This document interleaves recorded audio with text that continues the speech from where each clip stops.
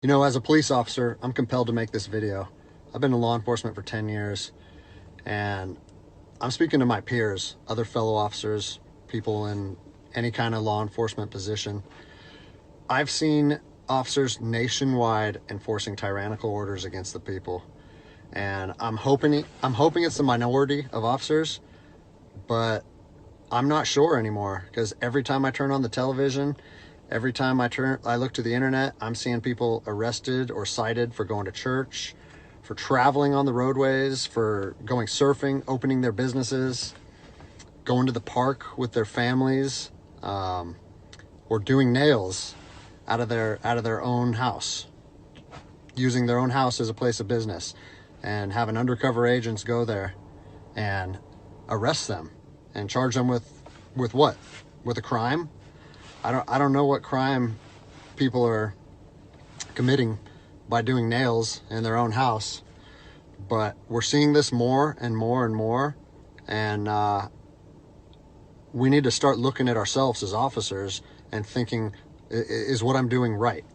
Now, I want to remind you that regardless of where you stand on the coronavirus, we don't have the authority to do those things to people just because a mayor or a governor tells you otherwise. I don't care if it's your sergeant or your chief of police. We don't get to violate people's constitutional rights because somebody in our chain of command tells us otherwise. It's not how this country works. Those are de facto arrests. You know, we're violating people's rights and taking money from them, or even worse, arresting them and depriving them of their freedom when they are exercising their constitutional rights. So let's talk about that. Let's read something right here off of the Declaration of Independence. All men are created equal. Among these, we have the right to life, liberty, and the pursuit of happiness. That to secure these rights, governments are instituted among men, deriving their power from the consent of the governed, meaning our power and any government official's power is derived from the people. Okay? We don't hold power over our citizens. It's contradictory to everything that our country stands for. And this is what I'm seeing. First Amendment rights, telling people they can't go to church, freedom of religion. Okay? Telling people they can't protest, freedom of assembly. Fourth Amendment violations, illegal traffic stops to check for papers. What are you, the Gestapo? Is this 1930s Nazi Germany? You don't get to stop people unless you have reasonable suspicion or probable cause that they have committed a crime. And I know people that have personally been stopped saying, we want to see papers showing that you're essential. David 2, copy a phone call. That is not how our job works, okay? What really has been pissing me off lately is the fact that these officers that are going out here and enforcing these tyrannical orders, what they're doing is they're putting my job and my safety at risk. Because what you're doing is you're widening the gap between public trust and law enforcement officers.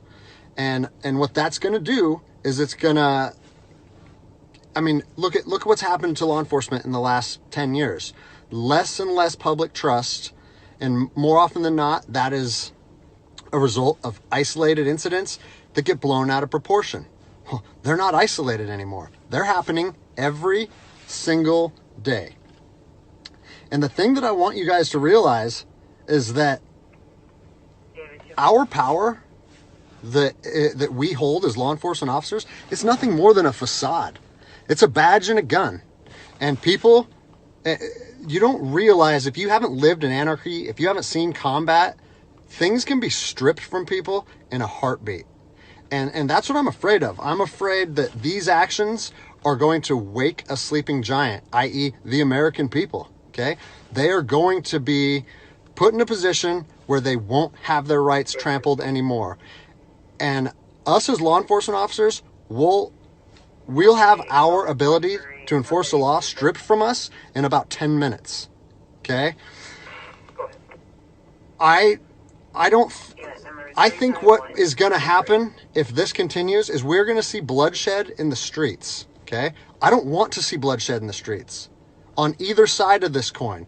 I don't want to see fellow officers get injured or killed, and I certainly don't want to see citizens get injured or killed. And I promise you, most of you out there doing these tyrannical acts against our citizens, you're not ready for combat. You're not mentally or physically ready for combat in the first place. I promise you, you don't want to go through that, and I hope I never have to go through that again.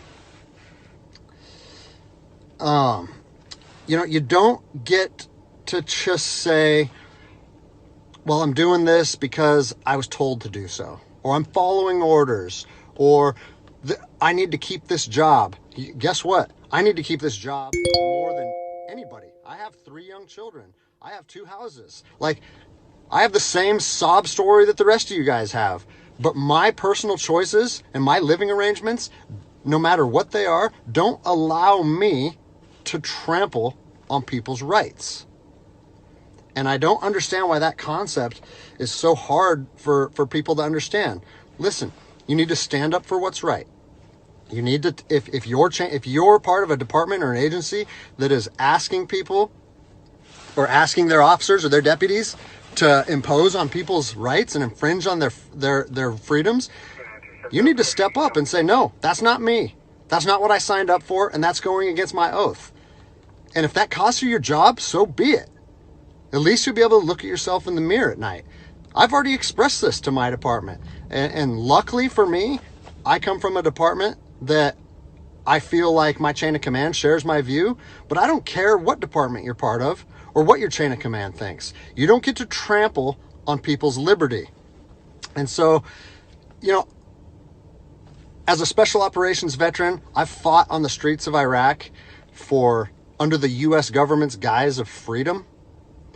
And I'm telling you what, the American people are going to you are going to wake a sleeping giant, and they are going to fight 10 times harder for their freedom on their soil than anything you've ever seen before. And if that's something you're willing to face, then keep trampling on people's rights. But I promise you, the American spirit of defiance is going to rise again, and it's going to be a big problem for our country. So I'll leave you with this, something that I learned as an E-nothing in the Army.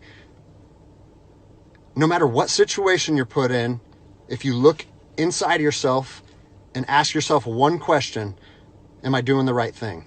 You ask yourself that, you know the answer. And no amount of money or no order or law or anything should be able to make you go against doing the right thing. So I'm imploring officers to look inside themselves and ask themselves, is this what I want to be doing to my citizens? And I think the answer is clear. And if we all stand up together, guess what? It'll be a non-issue, no factor, because people and law enforcement will be united like we should be.